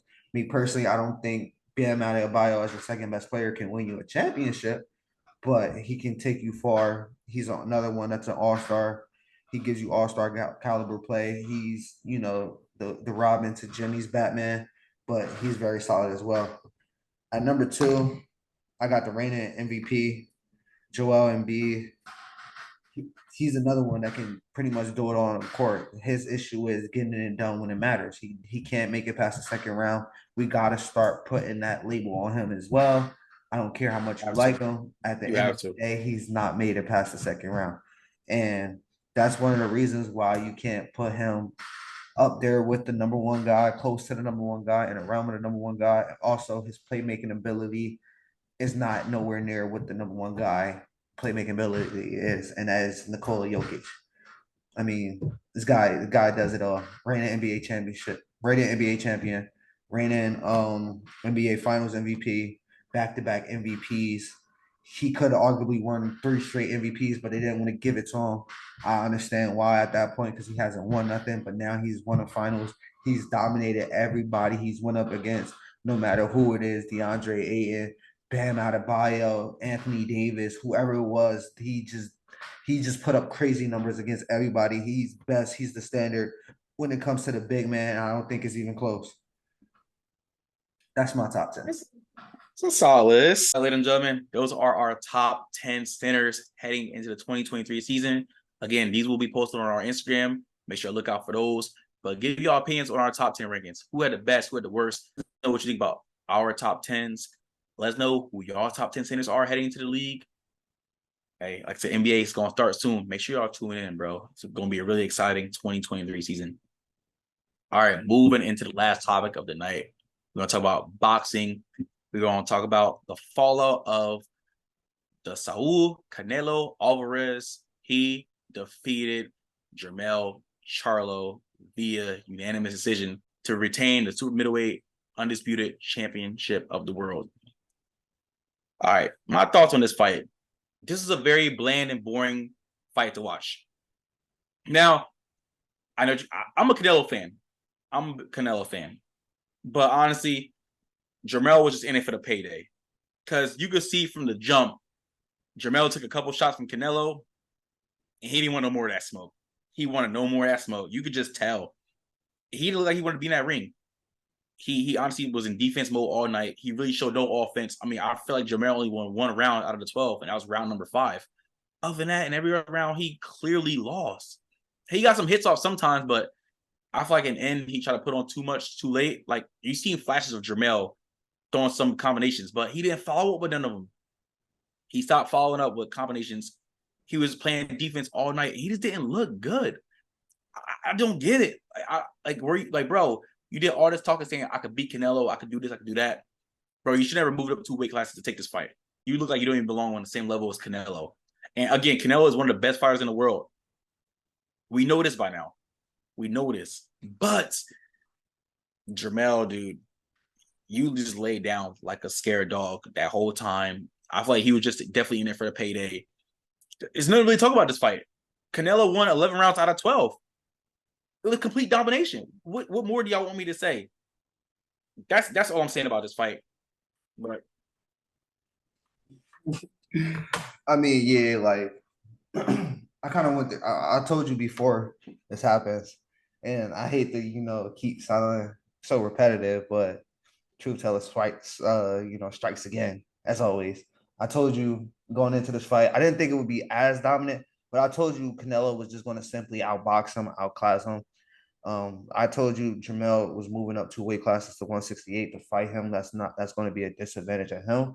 That power that he has not going to be the same that he had at 154, and it showed. But Canelo just showed he was the all-around boxer. He technically beat him, like you said, 11 out of 12 of those rounds were Canelo rounds. Like, he completely dominated that fight from start to finish, in my opinion. And that's what I've seen. He's just a more technically sound boxer. That's what Canelo is good at. That's not how you're gonna beat Canelo.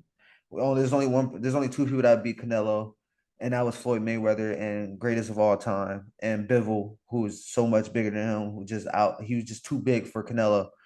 But you give Canelo a smaller guy that I didn't think was technically on his level. Don't get me wrong, Charlo is good for his division, but 1, he's not nearly active enough. 2, it's just it's still not on the level Canelo is levels to it. He's just not on that level.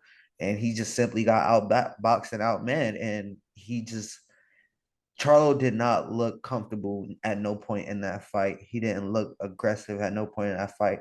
He was not boxing to win. He was more boxing not to get knocked out at that point. So, Exactly. like I said, I had Canelo winning this one, rightfully so, and he completely dominated for 12 rounds. Yeah. Well, we weren't the only ones that were disappointed in Jermell Charlo. Terrence Crawford, he tweeted to Jermell Charlo in response to the fight. He said, "Add Twin Charlo, you went out sad. You didn't even try to win. All you did was try to survive. You should be ashamed of yourself." And he said that Saturday after the fight. I agree with Terrence Crawford. I mean, who knows if Bud's gonna fight Canelo? But more about Terrence Crawford.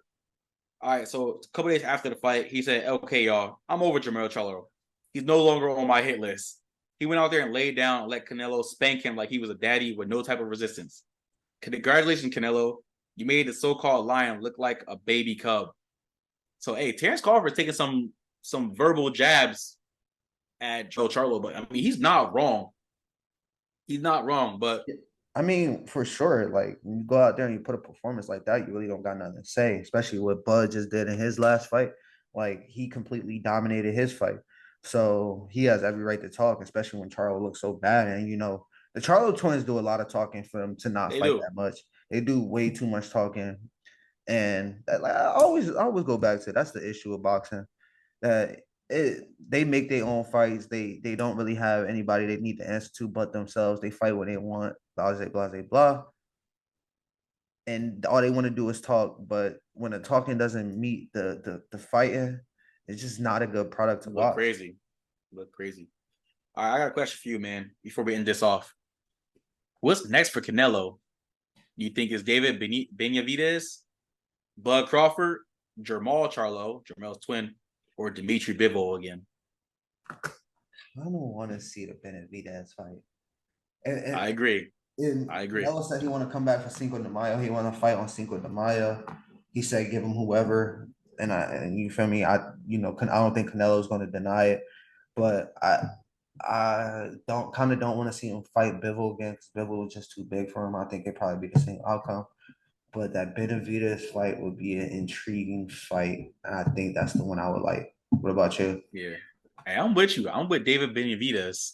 Mexico versus Mexico. Book it for Cinco de Mayo, and I like it. I think it'll be a very intriguing matchup. This is they're both undefeated. Well, Benavidez is 27-0. Canelo, we know Canelo's one of the best in the game, but I feel like this is the next proper fight for Canelo Alvarez. It's not Terrence Crawford. I'm low-key. I'm excited for Terrence Crawford if he does move up to fight Canelo, but I don't know if that'll end well for Terrence Crawford. I'm not gonna lie. And I don't want to see him fight Jermell Charlo. Jermell already crapped the bed. I don't want to see his twin brother go in there and get wiped the floor wet with him as well. And Dimitri Bivol, Canelo already lost to Dimitri Bivol. I don't think Canelo should move up to fight Bivol unless Bivol agrees to come down. But I don't see that happening. Canelo already experienced that. But also there was some rumors that Jake Paul wanted to fight Canelo.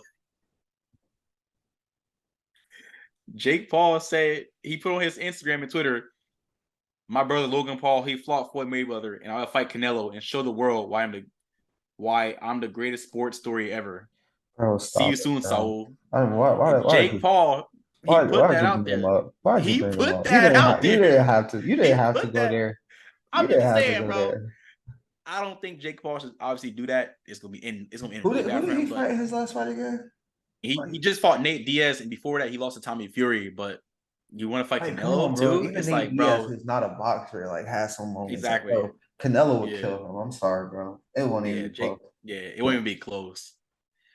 Let's know in the comment section what y'all think about this weekend's past fight. Let's know what y'all think about Jermell Charlo playing on defense mode and not really being offensive against Canelo Alvarez.